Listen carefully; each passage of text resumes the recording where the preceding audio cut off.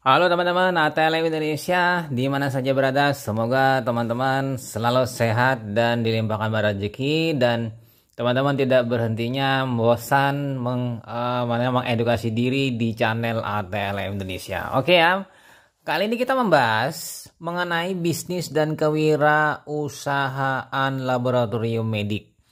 Nah, kita membahas mengenai pendahuluan entrepreneur. Nah, ini materi pertama dalam perkuliahan kita tentang kewirausahaan. Nah, kita tahu ya, kewirausahaan saat ini penting untuk dilaksanakan atau dilakukan ya.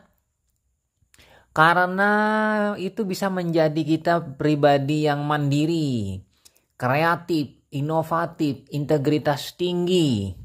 Kemudian menciptakan peluang ya, lalu jeli menangkap peluang bisnis. Jadi ini membawa hidup sukses yang merupakan cita-cita setiap orang. Nah, jadi di sini maka oleh sebab itu kita bahas ya materi ini di channel ATL Indonesia. Nah, bagi teman-teman yang baru saja bergabung di channel ATL Indonesia, jangan lupa subscribe dan bunyikan lonceng notifikasinya untuk mendapatkan update-update terbaru ilmu seputar laboratorium medik. Oke, kita mulai ya teman-teman dengan wira swasta atau wira usaha. Nah, wira swasta definisinya dalam Kamus Besar Bahasa Indonesia, orang yang pandai atau berbakat mengenali produk baru, menentukan cara produksi baru, menyusun operasi untuk pengadaan produk baru, memasarkannya, serta mengatur permodalan operasinya.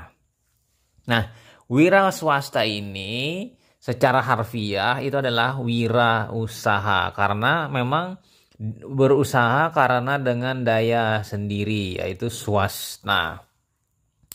Nah, sementara dalam hal ini yaitu entrepreneur itu definisinya menurut Encyclopedia Americana, a businessman who assumes the risk of bringing together the means of production, including capital, labor and material, and receive his reward in profit from the market value of his product. Jadi dia seorang laki-laki yang bisa mengambil sebuah risiko, ya kan, untuk membuat sebuah produk, ya kan.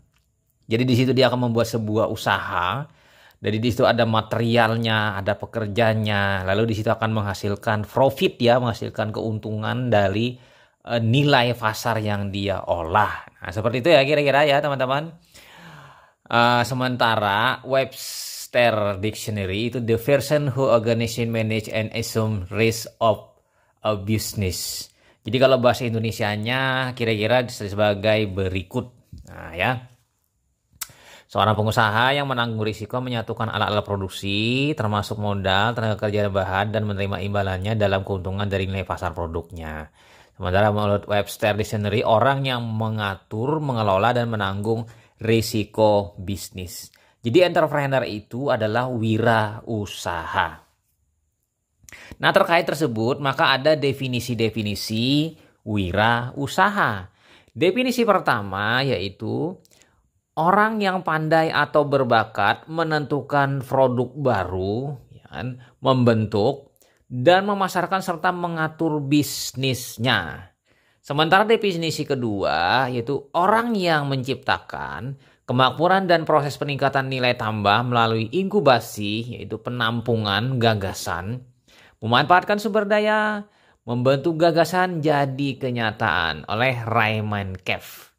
Nah, definisi ketiga adalah tindakan kreatif yang membangun suatu nilai dari suatu yang tidak ada, ya, dari yang tidak bernilai menjadi bernilai ini ya. Nanti kita kumpulkan semuanya, poin-poinnya ini menjadi ciri-ciri dari wirausaha.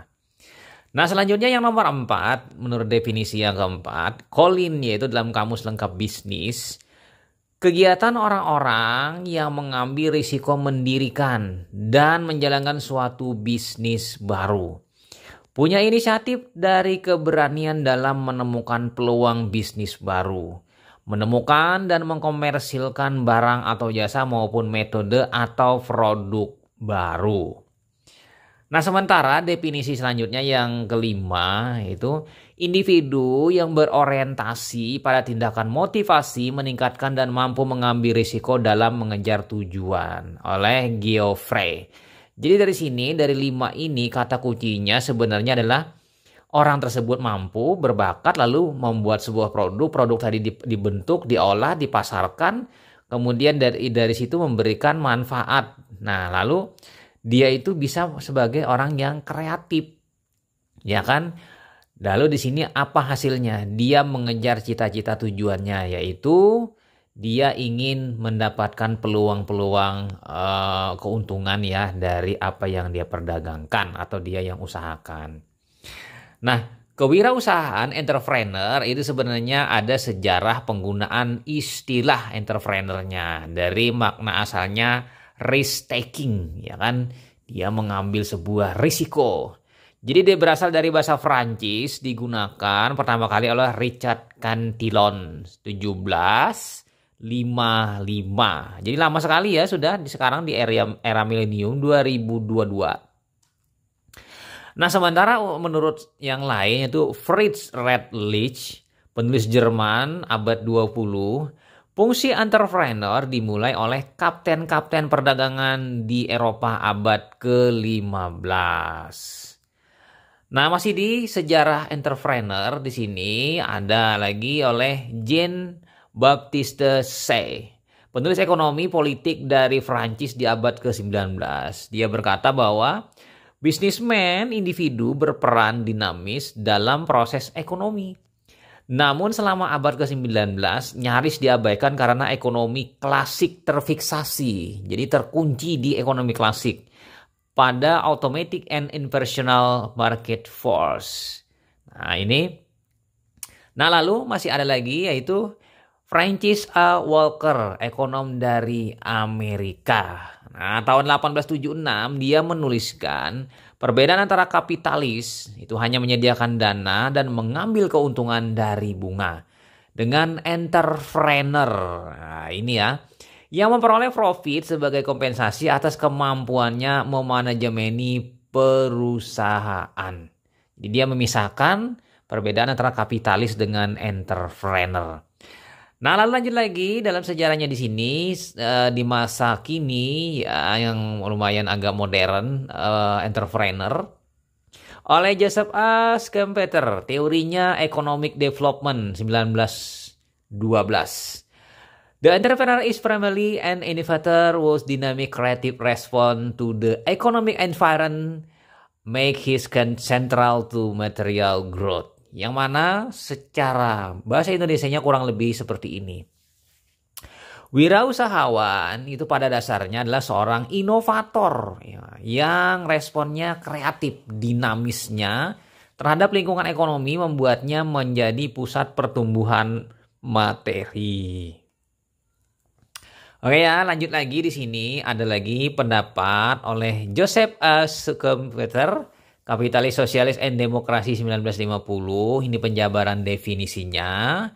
The entrepreneurs function in undertaking new and untried business possibility. Ya kan, producing a new commodity or producing an old one in the new way. Reorganizing an industry, opening up the new market, developing a new sort of supply, or exploiting an invention. This function does not essentially consist in either invention anything or otherwise creating the condition which the enterprise exploit. It's concern it's getting a thing done. Jadi secara bahasa Indonesianya kurang lebihnya seperti ini. Fungsi wirausahawan adalah melakukan kemungkinan bisnis baru dan belum dicoba. Berarti dia sebagai kreatif inovatif. Memproduksi komoditas baru atau memproduksi yang lama dengan cara baru. Mereorganisir industri, membuka pasar baru, mengembangkan sumber pasokan baru, atau mengeksploitasi penemuan. Fungsi ini pada dasarnya tidak terdiri dari menciptakan sesuatu atau menciptakan kondisi yang dieksploitasi oleh perusahaan. Jadi ini terdiri dari menyelesaikan sebuah sesuatu ya. Nah, kira-kira itu ya. Sekarang kita masuk lagi masih di entrepreneur sejarah revolusi industri di abad ke-19. Jadi abad 19 ya teman-teman ada revolusi industri besar-besarannya. Ini merupakan titik balik pengakuan terhadap para wirausahawan sebagai warga masyarakat yang terhormat. Yang dimulai di AS, Amerika Serikat. Nah, masih lanjut di entrepreneur dari sejarah. Nah, kita bisa lihat di sini kondisi yang mendukung pengakuan entrepreneur atau private enterprise sebagai unsur masyarakat itu disebabkan oleh beberapa hal faktor. Yang pertama, falsafah individualisme ekonomi. Nah, ini falsafah yang menyebabkan bahwa segala sesuatu adalah secara ekonomi bisa saja dilakukan oleh secara individualis. Yang kedua, penerimaan universal terhadap self-made man yang ideal. Nah, di sini ya. Lalu yang ketiga, pemujaan terhadap sukses materi. Nah, ini nanti mungkin terbentuklah sebuah materialistik, ya kan? Dogma ya, ajaran dogma. Lalu lanjut lagi, kebijakan pemerintah yang memungkinkan eksploitasi privat terhadap sumber daya. Jadi di sini ada policy of government yang memberikan aturan atau memberikan ruang untuk dilakukan proses eksploitasi ya secara privat oleh individualis. Kemudian lagi adanya pasar bebas internal terbesar di dunia. Nah, lagi ada penerimaan sosial yang tinggi pada penemuan dan teknologi baru. Jadi segala sesuatu yang sifatnya baru ini menjadi sesuatu yang heboh dan dianggung-angungkan atau dihormati sehingga menjadi diserbu berbondong-bondong ya. Lalu lanjut lagi, ketersediaan buruh murah. Ini adalah pekerja-pekerja yang siap untuk bekerja untuk melakukan proses produksi dengan upah yang murah atau memadai. Nah, berdasarkan uraian tadi ya teman-teman, lalu kita ringkas. Ternyata ciri-ciri wirausaha itu adalah sebagai berikut. Pertama, dia adalah seorang yang percaya diri. Kemudian konsisten, berani mengambil risiko, kemudian kerja keras, disiplin, integritas. Nah, integritas inilah kuncinya dari ciri wirausaha. Kemudian berjiwa pemimpin, lalu kreatif, inovatif. Jadi tanpa kreatif inovatif, maka wirausaha itu akan mati atau tidak berkembang. Nah, fleksibel, lalu bertanggung jawab, tekun, tidak mudah putus asa, cerdas, mandiri, berpikir ke depan. Nah, ini visioner ya, tidak pernah puas, dan dia selalu adalah orang yang profesional. Jadi seluruh ciri-ciri ini ada melekat di seorang wirausaha sejati.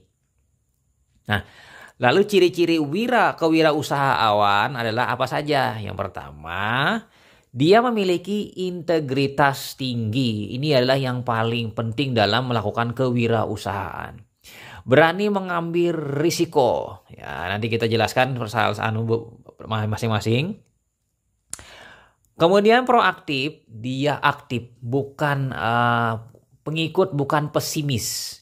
Kemudian dia tangguh, lalu punya kemampuan networking tinggi. Ya, dia punya jaringan yang tinggi. Kemudian lagi bertanggung jawab dan memiliki jiwa kepemimpinan. Nah, di sini juga dari kepemimpinan di sini dia memiliki jiwa manajerial kepemimpinan. Nah, dari situ nanti kita bisa melihat ya, apa sih dari kata kunci dari wirausaha. Kata kunci yang pertama, berbakat atau pandai. Berarti ini bisa saja bawaan atau dia belajar. Jadi dua hal ini menjadi faktor internal atau eksternal ya yang ada dalam diri seseorang. Yang kedua, mengatur, dia mampu melakukan segala sesuatu itu secara teratur. Yang ketiga, meningkatkan nilai tambah.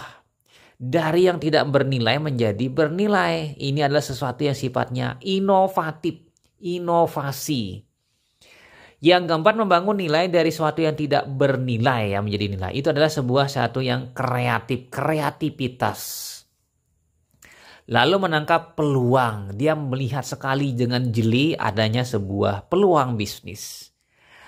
Nah, yang keenam, berani mengambil risiko. Artinya dia adalah seorang yang nekat melakukan berterjun bisnis tersebut.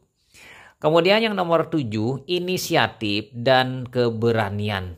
Jadi dia itu bukan pengikut, bukan penjiplak, dan bukan pencontoh. Artinya dia memulai sesuatu itu karena ide cemerlang dari dia, bukan mengikut-ikut bisnis yang sudah berjalan lalu ikut. Lalu ada lagi, ikut lagi. Jadi bukan seperti itu ya.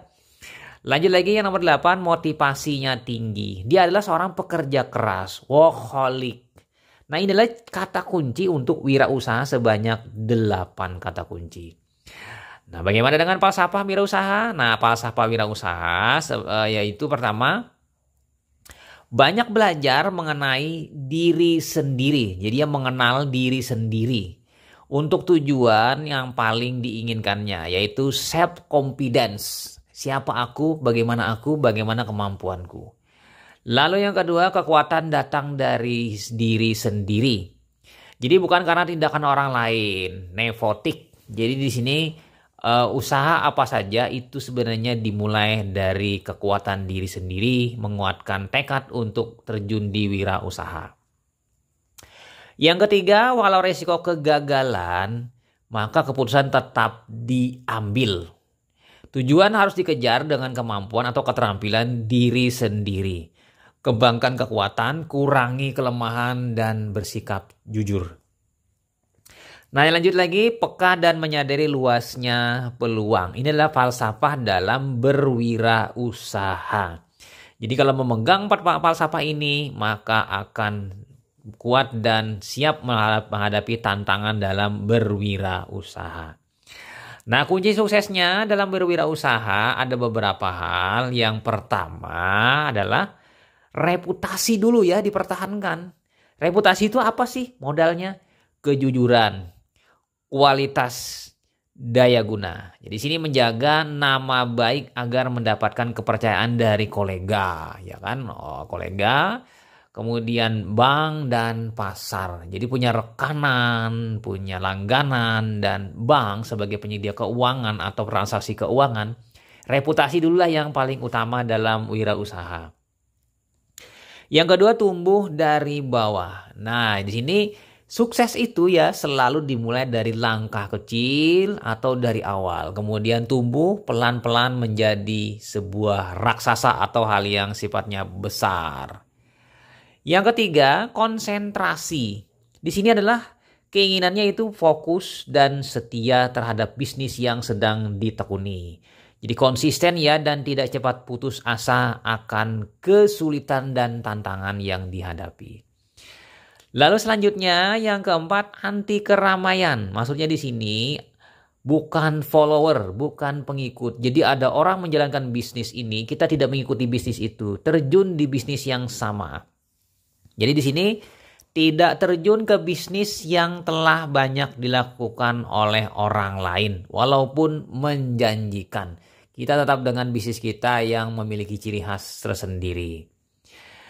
Lanjut lagi yang kelima, modal. Modal itu adalah sebuah aset. Sebuah aset itu adalah sebuah harta ya. Ini tidak menganggap modal merupakan kendala dalam melakukan usaha. Jadi ya ini kunci suksesnya ada sebanyak 5. Nah lalu ciri berjiwa entrepreneurship dalam hal kewirausahaan jiwanya adalah yang pertama yaitu percaya diri dulu. Dia percaya diri dengan apa yang dia lakukan. Yang kedua, orientasi pada tugas dan hasil. Lakukan, hasilnya akan didapat. Yang ketiga, berani mengambil risiko. Nah, ini kata kuncinya di awal-awal tadi selalu dikatakan risk. Dia mengambil risiko. Kemudian yang keempat, membawa jiwa kepemimpinan. Jadi memimpin dalam sebuah kegiatan yaitu dalam bentuk kepemimpinannya itu dalam manajerial atau memang murni sebagai seorang pemimpin. Orisinal tergantung pada kemampuan dalam menjalankan usaha. Dia seorang yang orisinal melakukan usaha tersebut. Nah lanjut lagi, orientasi masa depan. Pandangannya ke depan. Visioner, prospektif. Jadi dia memandang ke depannya apa yang akan terjadi di masa depan. Itu adalah bisnis yang ia tekuni untuk menjadi lebih besar dan lebih banyak ya diminati oleh orang. Nah, kita lihat di sini pertama kita lihat di sini percaya diri ya yang kita lihat di sini. Percaya diri di sini pertama dimulai dari internal locus of control. Jadi di sini adalah sukses seseorang dalam berwirausaha tergantung pada diri sendiri. Jadi diri sendirilah yang menjadi patokannya. Jadi yang mengendalikan, yang menyebabkan kita sukses itu berawal dari diri sendiri. Nah, sementara pengaruh dari eksternal itu adalah kehidupan seseorang itu lebih dikendalikan oleh orang lain, ya, keberuntungan nasib. Ini dikendalikan oleh satu hal yaitu keberuntungan. Nanti keberuntungan menjadi hal penting kunci dari seluruh apa yang telah dimiliki oleh seorang wirausaha.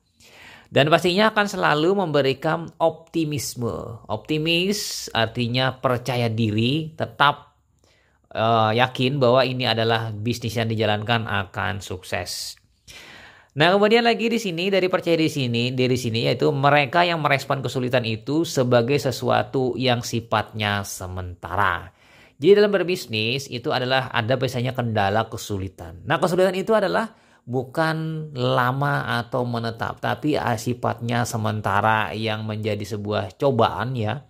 Itu akan berlalu dan akan melewati kesulitan tersebut. Lalu mereka yang merespon kesulitan itu secara optimis, ya kan, mempunyai usaha lebih panjang daripada yang pesimis. Jadi di sini sifatnya dia seorang yang berpikir maju, berpikir kreatif, berpikir visioner, memandang jauh ke depan bahwa segala sesuatu itu adalah hal yang dinamis dan memiliki suatu saat nanti akan sukses. Oke ya, kita masuk kepada berorientasi pada tugas, yaitu sebuah keberhasilan.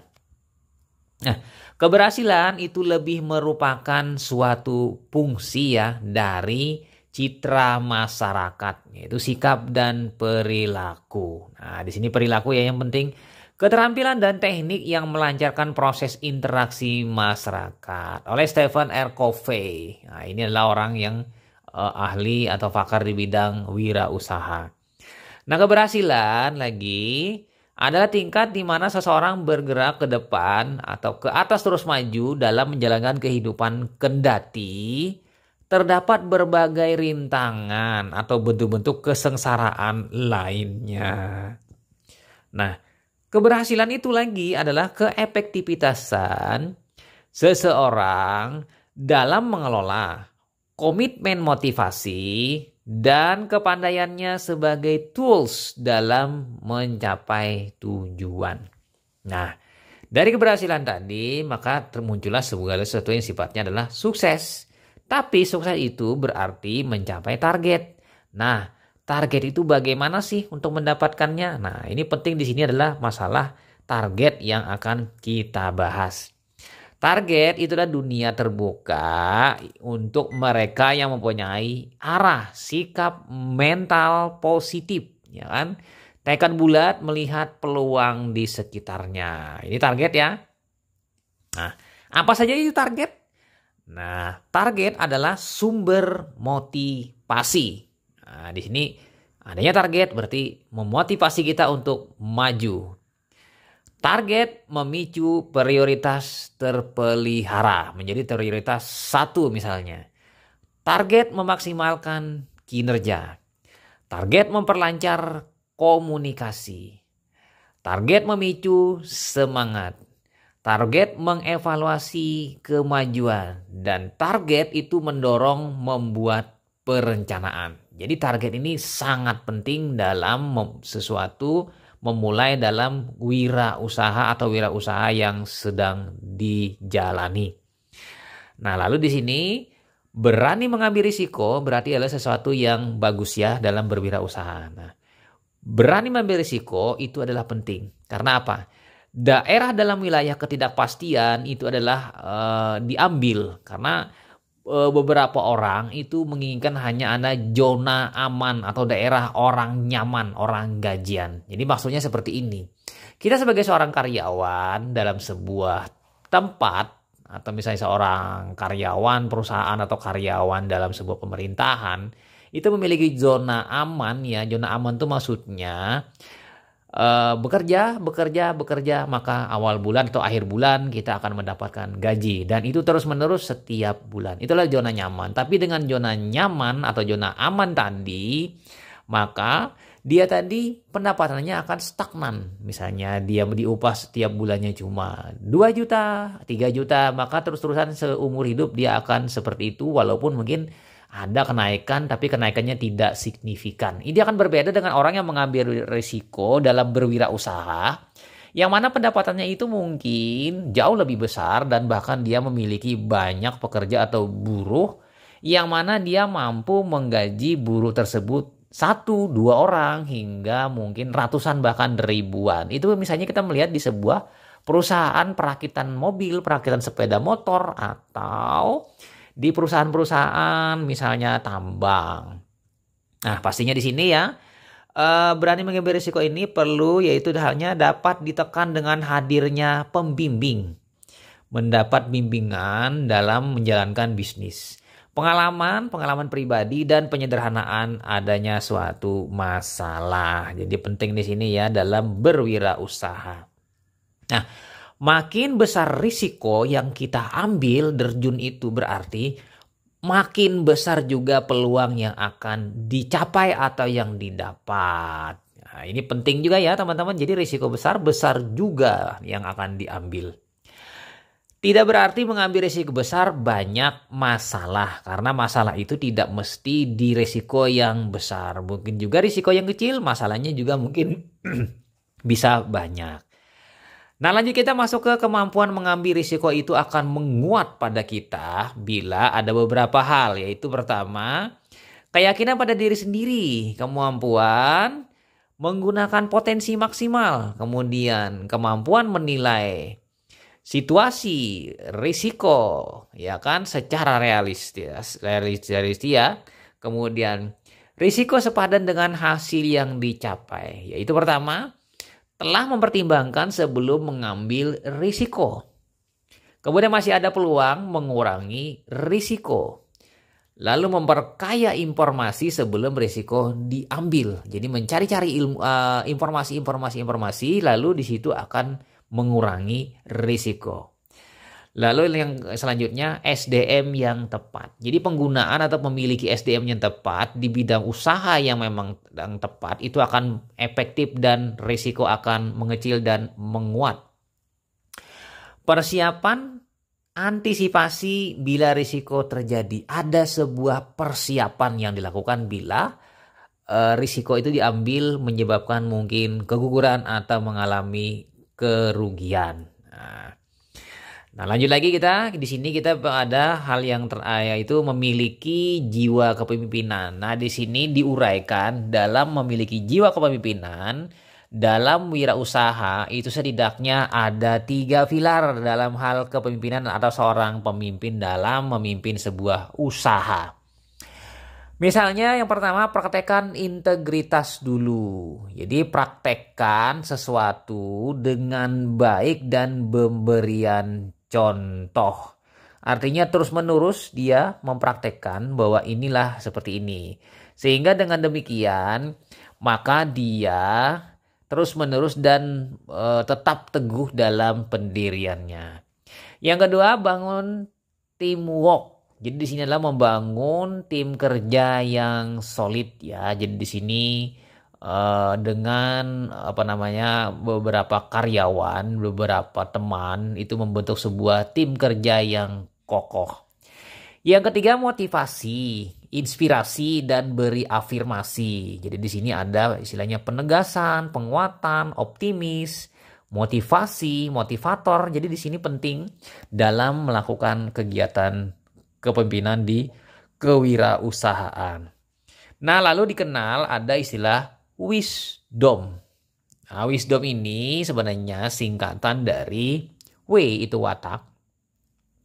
Kenali, kuasai diri, potensi yang dimiliki. Yang kemudian I yaitu ingin, keinginan harus diteguhkan agar motivasi selalu terjaga. Sementara S itu adalah strategi, harus mampu merancang cara untuk mencapai tujuan.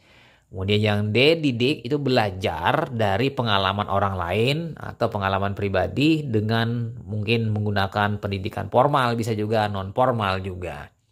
Kemudian O itu adalah otak, otot itulah bekerja cerdas dan bekerja keras. Jadi kombinasi ya, ada di sinilah work hard. Yang terakhir adalah manajemen. Jadi di sini mampu mengatur sumber daya secara optimal. Jadi di sini adalah watak, ingin, strategi, didik, otak, otot, dan manajemen. Ini adalah wisdom. Nah, lalu di sini ada lagi yang tadi diceritakan, yaitu original atau produk yang kita olah ini adalah milik kita sendiri dan original. Dari hasil memperolehnya dengan cara kreatif dan inovatif. Jadi di sini yang penting adalah selalu bertanya. Bagaimana caranya supaya lebih bagus lagi? Bagaimana caranya supaya menjadi produk yang menarik? Itulah selalu bertanya. Kemudian selalu menantang kebiasaan tradisi dan kebiasaan rutin. Jadi kebiasaan ini kita ubah dengan yang lebih baik atau yang lebih efektif. Kemudian merenung, berefleksi, ya kan? Kemudian berpikir mendalam. Lalu berani bermain mental. Menyadari kemungkinan banyak jawaban daripada satu jawaban yang benar. Lalu memiliki kegagalan sebagai jalan mencapai kesuksesan. Jadi kegagalan itu sebagai pemicu untuk menuju kesuksesan. Nah, lalu apa? Memiliki kemampuan bangkit kembali. Ini adalah sesuatu yang di dalam diri adalah sebuah original dalam diri kita seorang sendiri ya. Oke, jadi di sini ada poin-poin yang penting tentang original pada diri sendiri. Nah, original di situ adalah hanya ada bila ada kreatif ya kan, dan inovatif. Nah, kita membuat sesuatu dari yang tidak berharga menjadi berharga. Misalnya ini contohnya ya teman-teman. Batang pisang itu bisa diolah menjadi keripik. Ini ada dari tidak berharga menjadi berharga. Di sini kreatif adalah tidak pernah puas dengan cara-cara yang dilakukan saat ini meskipun cara tersebut cukup baik. Jadi akan terus berinovasi dan terus membuat produk-produk yang lebih baik. Yang kedua, selalu menuangkan imajinasi dalam pekerjaan. Bagaimana bila seperti ini? Bagaimana bila mungkin seperti ini? Itu adalah sebuah keinginan atau imajinasi. Lalu yang ketiga, selalu ingin tampil beda. Jadi mungkin beda dan mungkin ini adalah suatu yang produk yang mungkin lebih baik misalnya. Atau memanfaatkan perbedaan.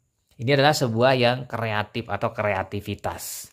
Sementara inovatif itu adalah sifatnya adalah baru dan berbeda. Karena dalam sebuah produk kita ciptakan yang baru dan berbeda dengan orang lain atau sebelumnya. Yang kedua, original itu asli sebagai produk buatan dari usaha kita, karya kita sendiri. Lalu dari situ maka akan memiliki nilai, yaitu bernilai tambah.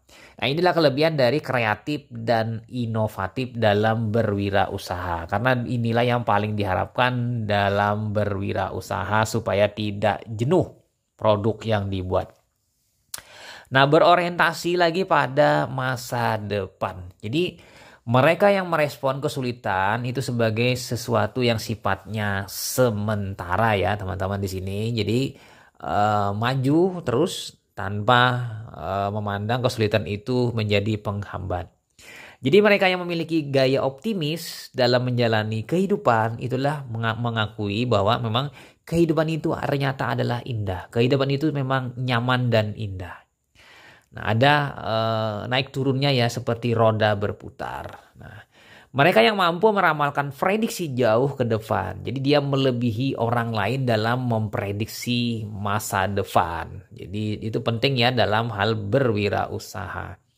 Nah, orang sukses apa itu ya? Pertama, dia terus bekerja pada saat orang lain sudah berhenti. Nah, Kemudian orang sukses itu dia mampu menempatkan SDM sebagai sesuatu yang bernilai tinggi, bukan sebagai alat. Jadi hanya di sini ada sebagai aset ya. Kemudian dia mampu memecahkan masalah, tidak terbawa oleh masalah. Kemudian hidup mandiri, tidak tergantung orang lain. Lalu what can I do for them? Jadi dia berprinsip seperti itu ya. Nah, kemudian tidak iri hati terhadap keberhasilan orang lain. Positive thinking, jadi sini berpikir positif, tetap tekun walaupun gagal. Dia berpikirannya yang bagus-bagus saja. Nah lanjut lagi bahwa orang sukses itu dia aktif menciptakan kesempatan, bukan menunggu kesempatan. Lalu dia mendahulukan berpikir sebelum bertindak. Kemudian tidak malu meminta pertolongan orang lain. Dan itu lagi dia, masalah adalah tantangan, bukan beban. Lalu mahir menempatkan diri dalam masyarakat. Dan orang sukses itu kecerdasan bukan segalanya, tetapi sikap itu lebih penting. Nah ini orang sukses dalam bersikap. Oke ya, kira-kira itu mengenai kewirausahaan atau entrepreneurship ya, tentang ciri-ciri, kemudian definisi hingga penjelasan-penjelasannya. Nah, selanjutnya kita membahas peran wirausaha dalam pembangunan.